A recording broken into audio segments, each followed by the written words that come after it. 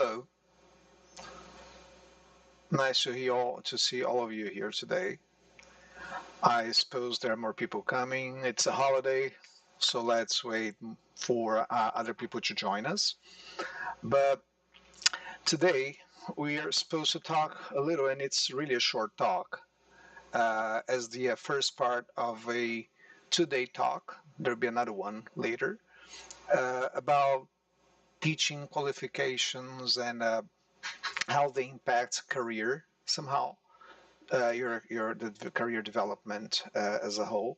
And the idea here is really to show you those who are looking forward to starting, as a teacher or to develop from teaching maybe to coordinating schools or teacher training, which are the possible paths that you can somehow cover so that you can get to your objectives, right? So let's then have a look at it together and see how it can help you somehow, right? The idea is to first of all, I guess the idea is to understand that as a very long road. That's why I have this picture here. This is to show you that, and it never ends, in fact. So we are always going, you need to be always developing, investing on development somehow, and making sure that whatever you learn, you can, in a way, find a way to bring back to who you are as a teacher or a coordinator or any other possible role that you have in the ELT world, right? So let's see. Let's understand it as a role which the one which has no end specifically. So it goes on, and you have to keep on investing through your career. I think that's one thing for us to have in mind. And it somehow, I suppose that this picture somehow shows you a little bit of it.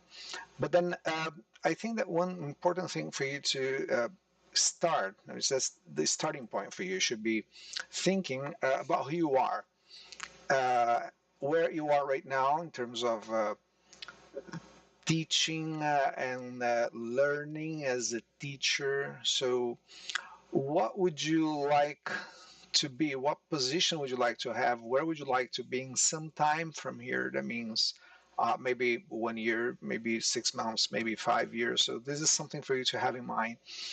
Um, for you to be able to do that, you need to use whatever tools you have for self-assessment. So you have to assess yourself. So, okay, this is who I am right now in terms of teaching and learning. And these two things go together all the time for teachers, trainers, and coordinators. It doesn't matter the role you have, because there's no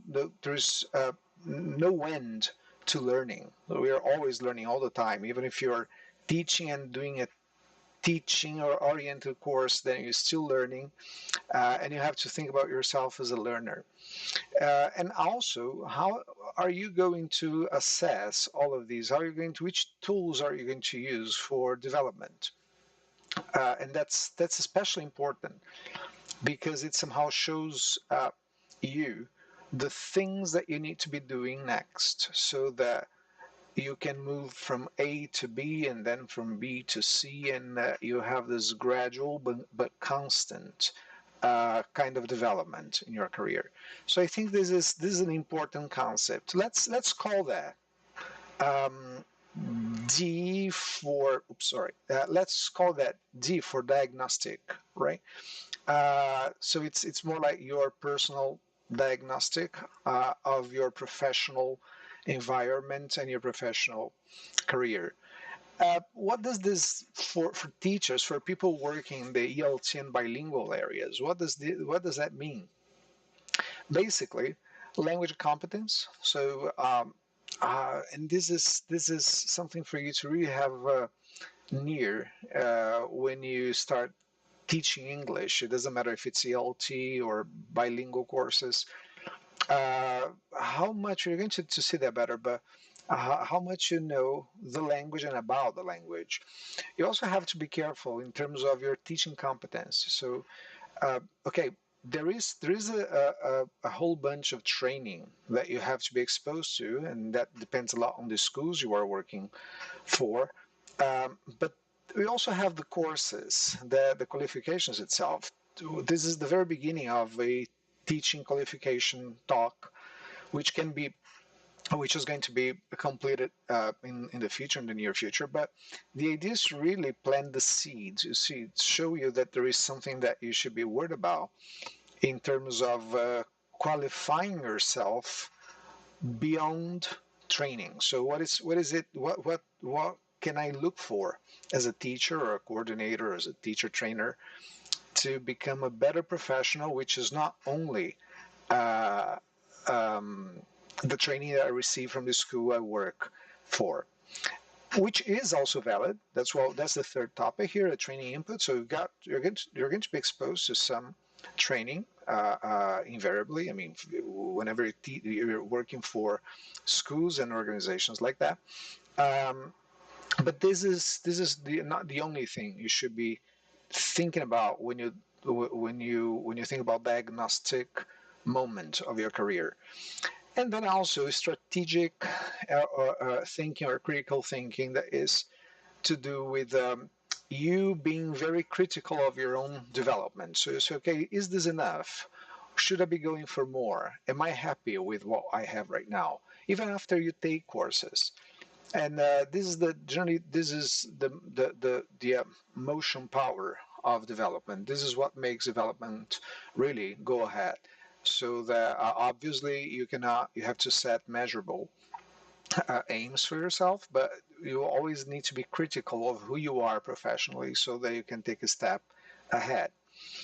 Okay, then now if you know where you are, or at least you have an idea of where you are, and you use the diagnostic tools that you have to understand what's ahead. So there are other areas that you have to care about. I think that the first one, as I said before, is language training. And by language training, not only language use as a teacher, because it really needs to be uh, important, and that's very important. It needs to be clear. It needs to be correct. You need to be accurate in terms of using the language, but also how much you know about the language. Uh, and this goes with all types of teachers, those whose first language is English, those whose first language is some other language. The fact that you speak a language as a first language does not mean necessarily that you know about the language. So it's always important to make that very clear, right? Somebody who's got nice language training is this person who's able to use language accurately and who knows the structure of this language that he or she teaches. Uh, Also, how after knowing all of this, I also have to think about the teaching environment. So, what is it that in my teaching environment has to do with the amount of language I use, the amount of language I know, and specifically the amount of language that my students will know or will need to be exposed to in that specific moment of their learning. Also, what kind of language is this? Is it more pedagogic, or does it have to do with course books? Does it have to do with real life use of language? So this is also something which is important for you to think about in terms of language training whenever obviously we are talking about teaching, right? The career development in teaching. Right. If I'm not going to take too long here because this is not the main purpose of these two talks that we'll have, but that's an important thing. I think that the most important thing is coming, right? Before that, we still have teacher training, which is, as I mentioned before, the teacher training sessions that you had in your schools, or sometimes like this one, you observe, you watch online, you in a way you bring to your career development plan from different schools, different, even if they're not the schools you are working for, but different organizations or institutes that offer those to you. And you don't need to specifically pay for that, although you might, right? But it's I think that there are lots of good teacher training sessions which are open to everyone, to every teacher, and they are also free. So you can make use of all those, and always stay connected to those institutes that offer this kind of session. Because if you're not working for one specific school, then you may profit from this a lot. Uh, then we also need this verges on the attitude that teacher trainers, coordinators should develop in terms of teacher development. So always looking for more does not necessarily mean waiting for what the school can offer you, but going for more, really. I mean, trying to look for those communities or for the institutes or organizations that can offer that to you, even if they're not the ones you're working for. Not to mention that there are lots of tools nowadays on the internet. Some of them are absolutely free, and in the second session of this talk, I mean, the second day we have a second moment together, then I'll be sharing some of these with you. Some of these tools are free, some of them are paid, and so but there is a nice range of tools that you can be used for uh, teacher training specifically. It's not I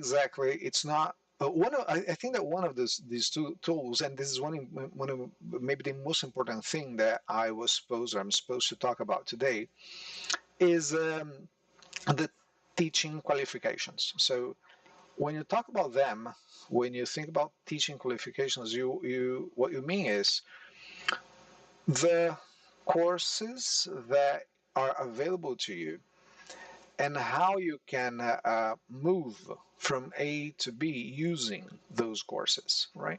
Making use of all of this content.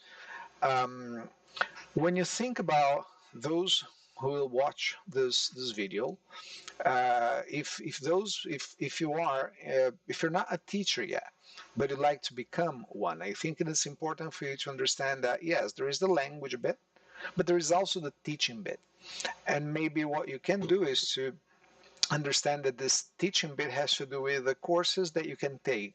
I just listed two of them here. There are more, right? I think that the most important ones, the ones that are really recognized around the planet, are CELT and CERTISL. CELT is offered by Cambridge, and CERTISL is offered by I forgot right now, but I'm going to bring it back to you. Uh, but it's two important courses that you can take as a young teacher in the career right now. In terms of age, but in terms of a career, that's a very beginning of a career that you can have, and you can start these courses just by looking for them. Celta by Cambridge. Ah, right, Trinity, and and then Certiso by Trinity. They will give you the basics for teaching, and this is an important thing because not necessarily are teachers aware of all of the things that they have to do in order to teach minimally competently, right? And that has to do with lesson planning. Number one, it has to do with knowing our students better. Number three. Number two, it has to do with knowing exactly the difference between what you're teaching in terms of systems and in terms of skills, and then knowing the skills and the systems more carefully, more deeply, so that you can design a lesson more efficiently, a lesson that is going to probably help you with your students and help your students with the content. So it's a very important thing for people who feel like becoming a teacher to do one of those courses. But these courses, which are generally seen as initial teacher training courses, they are not exactly only for those who intend to become a teacher. They can also they can also be taken by those teachers who have been teaching for a while. but they feel somehow that their practice needs updating, needs to be refreshed. So what you can do is to take a course like that, and this is something that I generally talk to these teachers when you're doing the interview for a CELTA course, for instance. I generally ask them to understand that this course, if they have been teaching for a while right now, this course is for them to sort of deconstruct and reconstruct what they know or they feel they know about teaching. And this is particularly difficult in the beginning, but it's very rewarding when the course comes to an end and these teachers, and this is from my personal experience, I can tell you, these teachers come to me and say, and that I have no idea how much it helped me, and I had the opportunity of changing some of the concepts of teaching that I had in my mind, and it was a great thing for me to do. So I feel more competent now. I feel more prepared now. I can design lessons better now. And I think this is the very objective of courses like CELTA and CERTISL, because they give you the first kind of input, the first kind of information that you need to teach competently. And this is important to say because this is to do with the student basically. So I wouldn't exist. I generally say that I exist for the sake of the teachers who also exist for the sake of their students. So basically, what I'm doing is preparing teachers to deal with students better, to make sure that their development is more appropriate, more accurate, right? Well, apart from that, I mean, if we move along this sort of line here, we've got the SALTA and CERTISL as initial teacher training courses. And then there are others you can do right next, right? You can, with TKT, for instance, is a very nice group of certificates. There are 6 of them, in fact. Some of them are for teachers who are even also in the initial, steps of their career, like CELTA. Although they do not have teaching practice per se, so we do not have this with some of the certificates of modules 1, 2, and 3 of TKT, but we do have then the specialist modules of TKT, which are CLIO and some others that are, I mean, CLIO is more associated with bilingual learning instead of ELT, but they are there for you and they're there to help you. And they can always help you measure your knowledge of teaching. So after maybe doing CELTA, if you'd like to go for some more in terms of understanding where you are, because this is always something important, right? That's one possibility. Those who haven't started teaching yet but would like to start just to prepare for that, they can take TKT prep courses and do the exam so that they are more aware of the terminology, of the concepts, of the main pillars, which are probably going to be developed more when they do CELTA, right? Or any other initial teacher training course. So this is something else. Um, you at a certain point in time, you may need to think about the kind of teaching that you'll be doing. If it's more for the sake of teaching English as a final subject, or teaching maybe changing a little bit and teach a subject in English, like history or science. Those two things, they are all both work, and it's important to say that. But they require different kind of preparation qualifications. So you may want to do or to go for certificates which are more for bilingual language teachers, like you're teaching in a school, K9 or K12 school, in which students have different subjects but in English. And this has been more and more popular these days. You may want to do one extension to certificates like CELT and CERTISL, which help you teach young learners, which is also a very strong trend nowadays. So this is also one possibility. You can maybe go for a master's. Maybe you'd like to do your master's in linguistics or education. I mean, this is something else, but then it depends a little bit on what we saw before, on the diagnostic, who you are, where you'd like to be.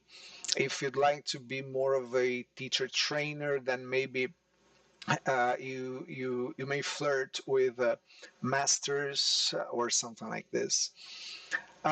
It's not here, but it's one of the most, I would say, recognized certificates. In fact, a diploma in around the world is Delta, which is really a very demanding one. And I'll talk briefly about Celta and Delta a little bit more so that you know what you're going for in case you decide to uh, do one of them, right?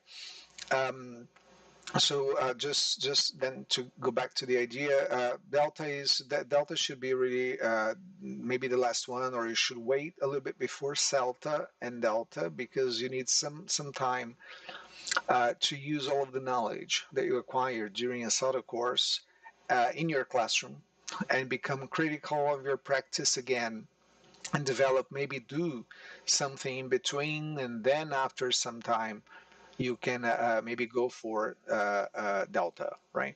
I think that's the way you should be looking at that, and there are some possibilities for you to do in between them. Now, if you think about the difference between Celta and Delta, I think that this is one of the most important things to talk about today, and maybe in our second meeting we can go deeper here, and then I'll show you more information which is specific to Celta and Delta. Celta is, as I said before, initial teacher training, and Delta is for teachers who are experienced already. So when you do the Celta, you're talking about a course of 120 hours and that's the workload for the course, and these 120 hours are generally divided into two components. One component which is more theoretical, the other one which is more practical. The theoretical component, I mean, obviously you're going to follow the course. There are different ways to deliver the course. There are courses which are online, and there are courses which are face to face, and there are blended versions of the course. There are different platforms to be used. There's some schools, some centers use one platform, some other centers another one. But essentially, you have to cover a certain number of units or contents that you need to be exposed to during a sort of course. It doesn't matter if it's online or face to face. And then you'll be writing four assignments, right?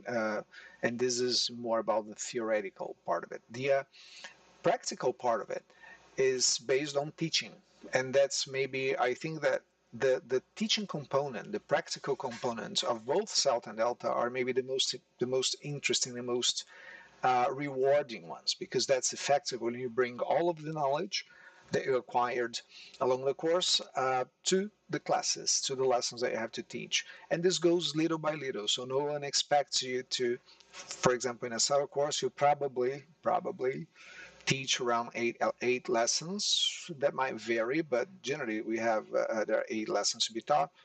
And no tutor expects you to teach lesson 1 as well as you hopefully teach that lesson 8, because obviously by the beginning of the course you haven't seen much yet. So we understand all of this, and it's all about the curve, how well you develop from lesson 1 to the last lesson that you teach along the course. For all of them, when you do Celta, for all of them you'll be observed not only by the tutor but also by your peer teachers. And after the lessons are delivered, then the teachers, I mean, the teachers, your peer teachers, and the tutor will sit a little, or will meet online for a feedback session. So that's maybe the richest part of the whole thing, the feedback. that you have with the tutor and your peer teachers. And this is it. This can be delivered over a month or over a semester, or even over a year, depending on the center and depending on your availability to do the course, right? And again, when you meet again, then there will be more about this. I'll maybe go to the nitty gritty of the whole course and maybe what it means to plan your lessons and what it means to cover all of the units of the course and to be exposed to all of the contents. When it comes to Delta, that's a whole different ball game, right? Um, Delta is divided into three modules. Those who are watching right now and they already have Celta, they are going to profit from maybe knowing a little bit more about the modules of Delta, right? The first module is more theory again, so it's and you've got to you have of sources to read, lots of books to check, lots of information to try to organize. And after studying all of this, then what happens is you take a test, which is a 3 hour test divided into two parts, right? Two tests of 1 hour and a half each. And this is all written. So there's no practical component here. And I'll talk more about that when we meet again. But the idea here is for people to really get prepared, which can happen with a school, with a center or not. There are lots of teachers who do their preparation by themselves, although it's generally richer to do that with someone else. And it's even richer when you're part of a group because then you're going to profit not only from the tutor but also from your peer trainees on the course. And so this is something that this is something that is done before the test itself, and then you sit the test. Test is offered in June or December every year. This is module one, and it's really, really difficult. So you need to really difficult in the sense that you need it calls for time for preparation. It's not difficult in the sense that it's not doable, no, but it's the fact that you really need to invest a lot of time and do a lot of reading, a lot of studying, so that you can get to the test well prepared for it. Um, there are some people who do that very fast. There are some people who do that over a month, for instance, when they go intensive, and they just try and read everything they have to in that specific period of time. But this is not, personally speaking, this is not my favorite kind of design for the course. I really like doing that over a semester, even over a month, because it gives you more time to absorb everything that you have to and to see if you can transform all of the input into intake so that it's yours. You can really use that in the test when you do that, when you do the exam. So that's one module. The first module is the practical one. That's module two, in which you have to teach 4 lessons. In fact, it's not only 4 lessons. There is something else. I mean, you've got a diagnostic lesson first, and then there is other lessons for you to be dealing with. I mean, not only the 4 ones, but the ones that you have to also observe. So there's a lot of work in terms of observing people have taught before who are teaching, and also plan your lessons to be taught. The ones which really you're going to be assessed are 4. They're called LSAs, and we're going to talk about that maybe deeper next time we meet. So these LSAs, they have to do with skills and systems again, and you'll be observed. In the first 3 of them, you're observed by a Delta trainer, somebody who will be with you when you teach and will give you support in terms of lesson preparation and lesson design. I mean, you're going to discuss a lot with these tutor before you effectively deliver your lesson. And afterwards, after you do that, then you deliver the lesson, you're going to be observed real time. And the difference here between CELT and Delta is that the lessons that you deliver for Delta are generally with your own students. So you know these students, you know better, you know their profile better.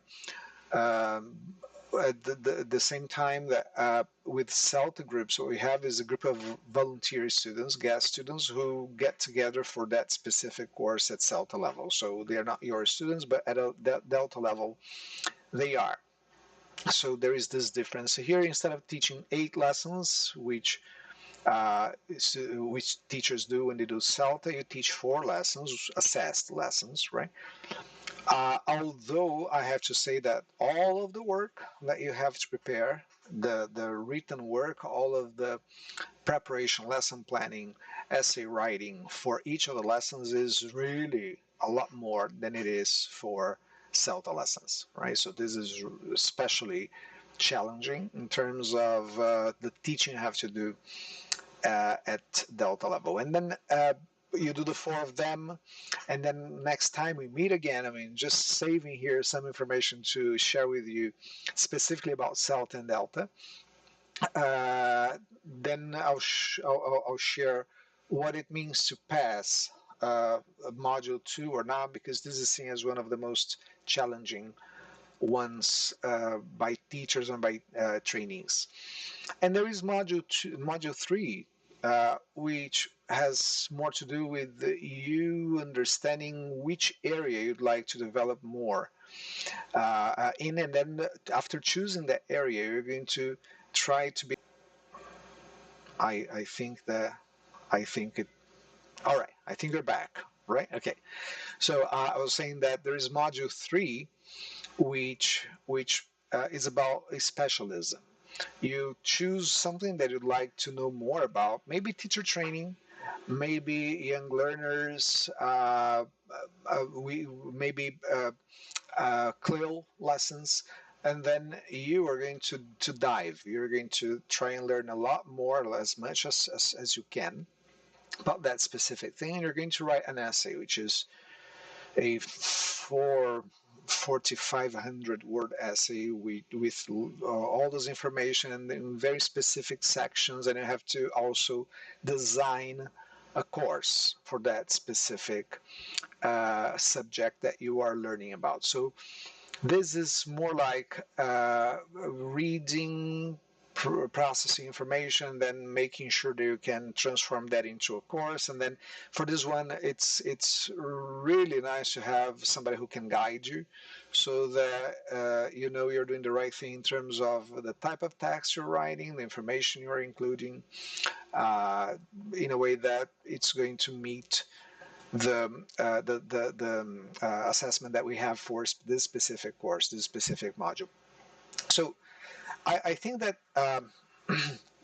all of these all of these certificates or diplomas, they do help you become a better teacher, because that's essentially what we want you to do, to look at yourself and see a better professional every time you do a course like this, or you have a training session, and there is always something for you to use in your professional life, in your practice. um, all right. And one important, I think they calls all of these calls for a certain kind of action. And one of the things that you can do is, and I like generally to talk about that as connectedness. Well, in a global world, so many things happening everywhere, so many sources of information everywhere. Not only do you have to screen all of this so that you know which ones are reliable, which ones are not, but you also need to make sure that you have the right channels to check. You've got the right blogs or podcasts or vlogs, or the information coming from reliable sources that you can be connected to, and also the people to follow, so that you know exactly who can be adding to your professional development. This C here goes with being connected, understanding what is going on in the ELT or bilingual teaching world, and seeing if there is anything that you have to go more for, if there is any discussion you have to follow closely, or if there is any other kind of attitude that you have to develop towards a certain area of your teaching. That also helps you compare what other people say or think and your own views on learning and teaching, which makes you more critical of your development. So, uh, I think that this is the idea of this talk today, which was really very brief. That is just to plant the seed on a holiday for our next talk. We are going to make it. We're going to spread the news soon about the date and time.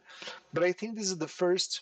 It's the beginning. It's just the first moment, just to make you feel like going for more information, especially in terms of the courses that can help you develop. Although everything I have talked about today is very important, maybe we should develop a little bit more in terms of the courses that can help you. So for today, I really would like to thank you very much. Uh, do get in touch in case something was not clear. You'd like to ask one or sorry about that. One or two. If you'd like to ask one or two things about what I said, be my guest. All right. It was a pleasure being here with you, and I hope to see you soon. Bye bye.